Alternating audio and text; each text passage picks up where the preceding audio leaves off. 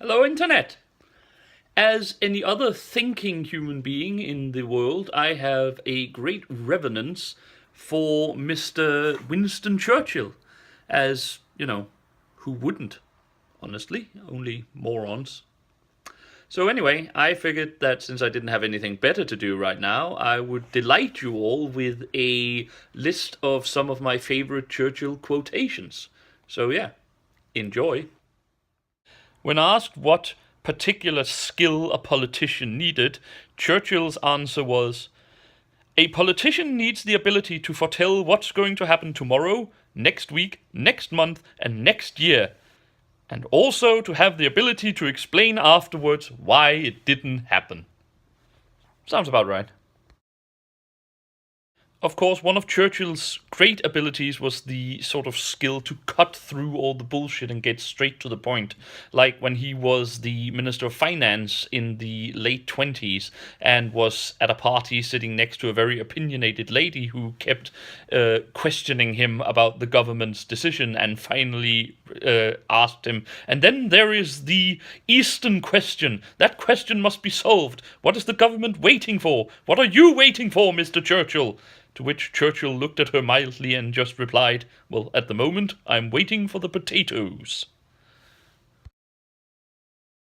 Whether or not this next one, who is, of course, one of the most famous ones of Churchill, is actually anecdotal or not, is probably debatable, but again, it's still one of his best.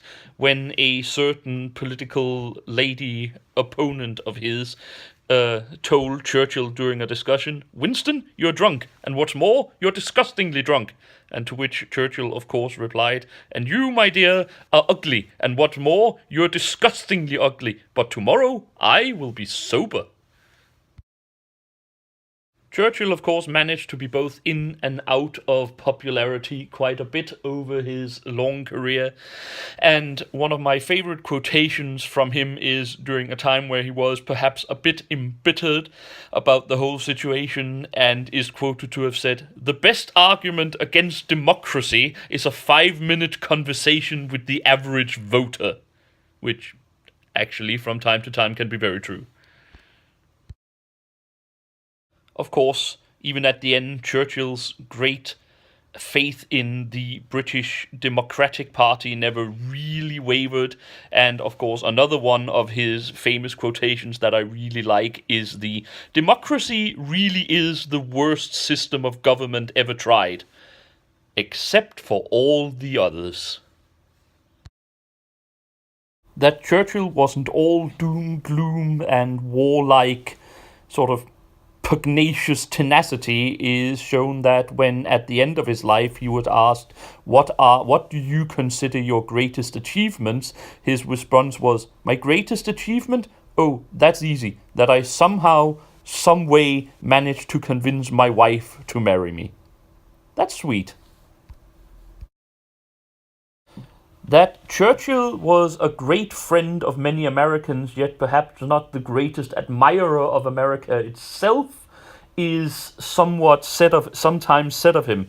While obviously not actually true, there is, of course, the famous quotations from the war where he basically spouted that you can always count on the Americans to do the right thing after they've tried everything else. Can any of you really say that he was wrong about that? I rarely, if ever, get political on this particular channel. It doesn't really interest me right now. But one of Churchill's best quotations, and which actually rings quite good a bell with me, was his description of socialism. "Socialism is a philosophy of failure, the creed of ignorance and the gospel of envy. Its inherent virtue is the equal sharing of miseries." Yeah, basically. Another quote of Mr. Churchill that I tend to appropriate quite a bit is his description of a fanatic, which in these Twitter times one might actually see more and more of. "A fanatic is a person who cannot change his mind and won't change the subject." Again, very true and very poignant. Of course, understanding historical power and necessity was one of Churchill's great gifts and is sort of defined in his quotation about whether or not people would remember him fondly. He said, "History will be kind to me.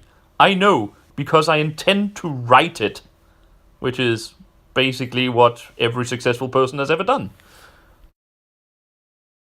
Another quotation of Mr. Churchill that might well be sort of en vogue today was his famous quotation that a state of society where men might not speak their minds cannot long endure, but will go down in blood.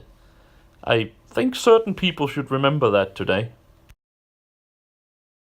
Then, of course, there was Churchill's famous dismissal of a political opponent with the wonderful expression, "God damn that man, he has all the virtues I dislike and none of the vices I admire." Some politicians are like that with me as well.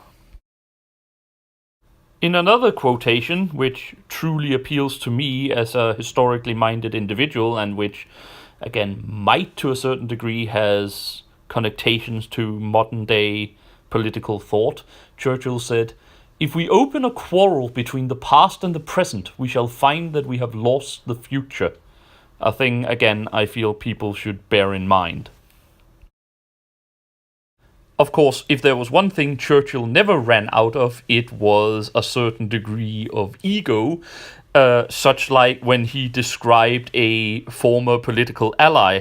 "Yes, he seems clever, but he used to be much wiser in his youth.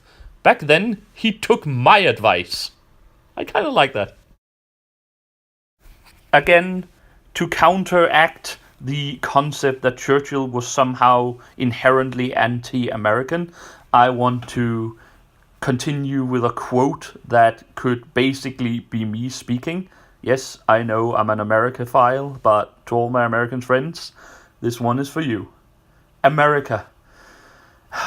Oh, how I always seem to get inspiration and renewed vitality by any contact with this great and novel land of yours, which sticks up so prominently out of the Atlantic. Yeah, that could be me. And I will finish off and leave you with a quotation that proved Churchill at perhaps his most misanthropic, but also at the same time probably with his greatest insight. "Man is a creature who occasionally stumbles over the truth, but at least then he always picked himself up and hurried on as if nothing would have ever happened." I think all of us need to be aware of that. Well, that was it. I realized that this might not have been as perhaps funny or chuckle-worthy as some of my previous quotation videos, but I felt like Churchill is as important enough a person to perhaps be a little more heartfelt when dealing with him rather than just going for the cheap laugh. At any rate, I hope you have enjoyed this, and I will hopefully see you on my next quotation video, and until then, I have been the Sage, and I wish you all a very happy day.